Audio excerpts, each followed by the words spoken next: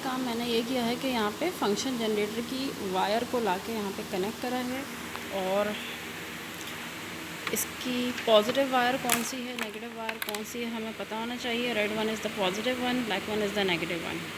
At the same time मैंने यहाँ एक डायोड को लाके कनेक्ट भी कर लिया है और मुझे इसका पॉजिटिव टर्मिनल ऊपर की साइड पे नज़र आ रहा है। तो फंक्शन जनरेटर की पॉजिटिव वायर को मैंने यहाँ पे कनेक्ट करना है। Let me do the connection. ये देखिए मैंने डायरेक्टली पॉजिटिव टर्मिनल को लाके डायोड की पॉजिटिव लेग के साथ कनेक्ट कर दिया। आगे देखते हैं।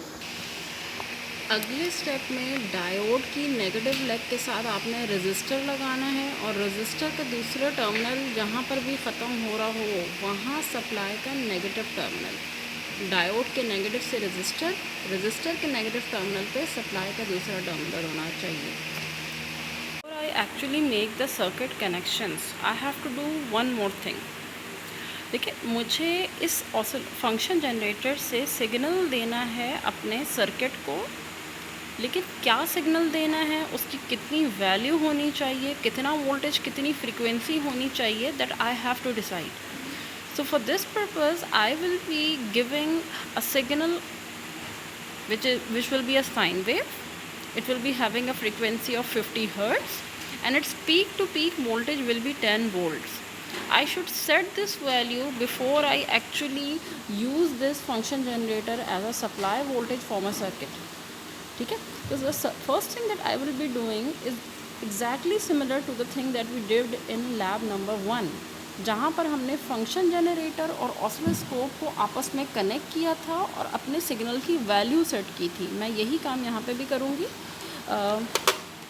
Here are the positive and negative terminals of the function generator and here are the positive and negative terminals of the oscilloscope. ये पेन जो था वो पॉजिटिव था ऑसिलोस्कोप का।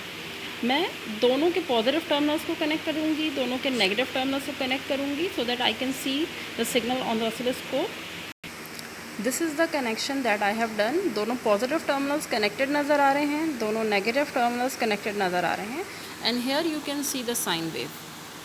देखिए यहाँ पे जो फ्रीक्वेंसी नज़र आ रही है 307 हर्ट्ज़, ऑलमोस्ट यही फ्रीक्वेंसी यहाँ पे भी नज़र आ रही है। The thing is I need a peak to peak voltage of 10 volt and for this purpose I am going to change the value from the function generator. मैं यहाँ से चेंज कर रही हूँ, इतना चेंज करूँ कि peak to peak voltage 10 volt आ जाए। Suppose if it goes out of the screen, आपने क्या करना है, ऑटो सेट का बटन प्रेस कर देना है।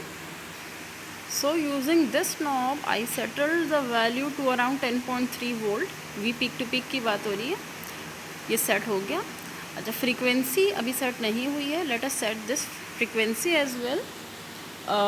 1 का बटन जब मैंने प्रेस किया, लेट मी रिकॉल, 1 का बटन प्रेस करके मैक्सिमम फ्रीक्वेंसी 5.5 हर्ट्ज़, तकरीबन 5.3 हर्ट्ज़ के करीब जा रही है। 10 का बटन प्रेस किया, तकरीबन मुझे 50 हर्ट्ज़ चाहिए। I can rotate this knob and go to the desired frequency. 51-52 के करीब भी ठीक ही है, ऑलमोस्ट एग्जैक्टली करीब नहीं भी आ रही तो चल जाएगी। Okay, let it be but closer. ठीक है, तकरीबन 50 हर्ट्ज़ आ गई। ये फ्रीक्वेंसी यहाँ पे भी ऐसे ही डिस्प्ले होनी चाहिए। अगर सपोज डिस्प्ले नहीं हो रही, प्रेस ऑटो सेट। 10.4 वोल्ट भी आ गया, फ्रीक्वेंसी भी आ गई। After this I have to open this connection. क्यों? Because I will be using these wires, ये जो 2 वायर्स हैं इनको एज अ सप्लाई वोल्टेज के तौर पे मैं अपने सर्किट में यूज़ करूँगी। ठीक है, let us do that connection. मैंने यहाँ क्या किया हुआ है, look at the circuit. Diode और रेजिस्टर आपस में सीरीज़ में कनेक्टेड है, ठीक है, और डायोड के पॉजिटिव टर्मिनल पे सप्लाई का पॉजिटिव टर्मिनल कनेक्टेड है और डायोड के नेगेटिव पे रेजिस्टर कनेक्टेड है। देखिए इसमें से क्या क्या किया हुआ है हमने यहाँ पे। डायोड का पॉजिटिव टर्मिनल ये रहा, डायोड के नेगेटिव टर्मिनल वाली लाइन पे रेजिस्टर कनेक्टेड है और रेजिस्टर का दूसरा एंड मैंने यहाँ कनेक्ट किया हुआ है। मैं इस पॉजिटिव टर्मिनल पे लाके सप्लाई वोल्टेज जो कि फंक्शन जनरेटर उसका पॉजिटिव टर्मिनल कनेक्ट कर दूँगी। इसके साथ साथ रेजिस्टर के नेगेटिव टर्मिनल के ऊपर सप्लाई वोल्टेज का नेगेटिव टर्मिनल कनेक्ट होगा। I think it is very clear from here. Now look at the circuit connection.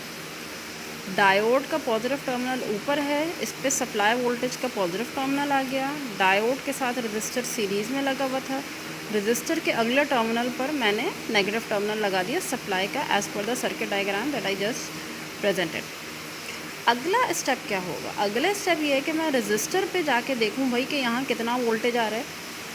देखिए, रेजिस्टर के पॉजिटिव टर्मिनल के ऊपर वाले टर्मिनल पे मैं पॉजिटिव वायर लगाऊं, रेजिस्टर के लोअर टर्मिनल पे मैं नेगेटिव वायर लगाऊं। अगर ऑसिलोस्कोप की प्रोब की तो मुझे रेजिस्टर के अक्रॉस जो भी वोल्टेज है वो मिलेगा। ठीक है, तो ऑसिलोस्कोप की पॉजिटिव टर्मिनल किसको कहते हैं?